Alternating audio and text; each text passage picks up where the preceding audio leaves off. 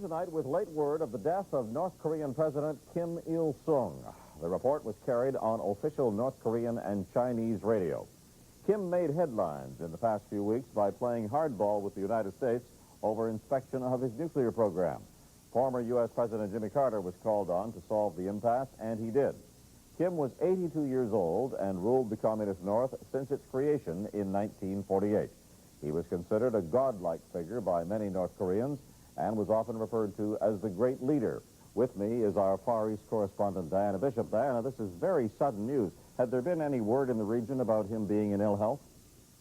No, as a matter of fact, Lloyd, this was the last thing anybody had expected. A lot of things had been going right for Kim Il-sung at the moment. After Jimmy Carter's visit, he looked very well there. His health didn't appear to be an issue, but we're hearing reports from North Korea now that citizens are just stunned by the news, and that in fact it's around noon at this time that people have come out into the street, and reports are that they're weeping all over Pyongyang, the capital.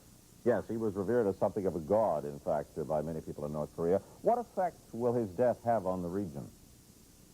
Well, that's not clear, because obviously when a leader of this magnitude dies, he was the longest-running leader in the world, there will be some instability. It's going to have a number of effects at the moment. Certainly, the talks in Geneva that are going on, it's hard to imagine that they will carry on, because the North Korean officials will likely want to go home for the funeral. As well, the meeting planned between North and South Korea that was scheduled for July 25th to 27th was going to be the first time the two countries have met since the Korean War. It's very possible now that that will be postponed. What about his successor? We hear word that it would be his son, and there is some concern, I gather, about the stability of his son. Yes, well, his son is 52-year-old Kim Jong-il, who the so-called dear leader is how he's referred to in North Korea. It's very unclear exactly what he will do at this time.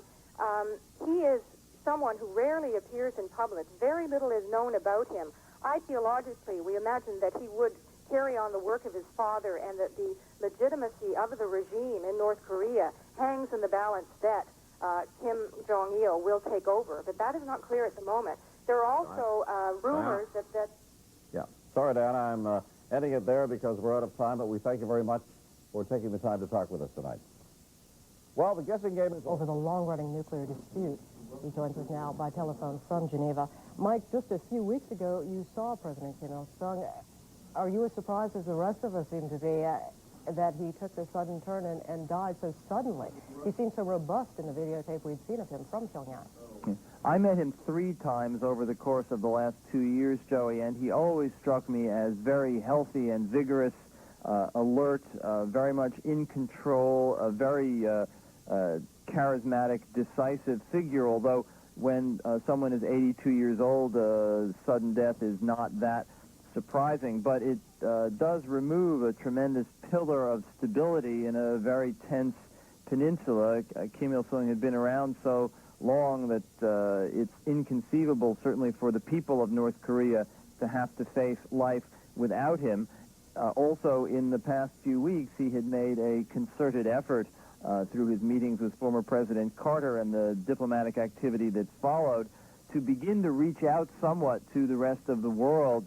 He expressed to us when we were in Pyongyang in April desire actually to visit the United States, and the signs have been more encouraging in the past couple of weeks that the atmosphere was changing, that North Korea was seeking some greater engagement with the rest of the world.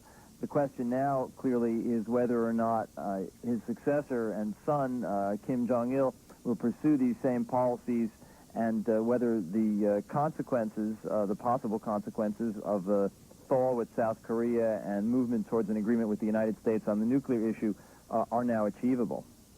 Mike, North Korea has already announced a 9-day state of mourning for the country. What about the discussions there in Geneva? The representatives from North Korea, will they now be returning to Pyongyang? Has there been any statement made by them there?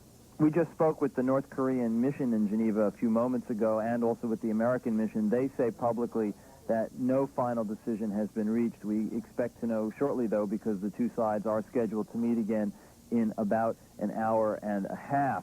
One of the interesting questions that there is no clear answer to so far is precisely who on the North Korean side in Pyongyang was giving the instructions to Vice Foreign Minister Kang Seok-ju and the delegation he brought with him to Geneva.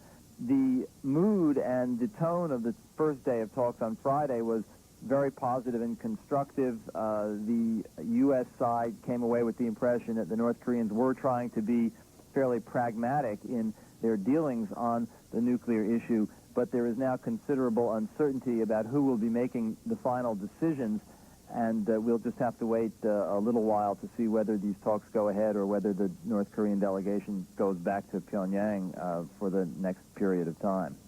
All right, thanks.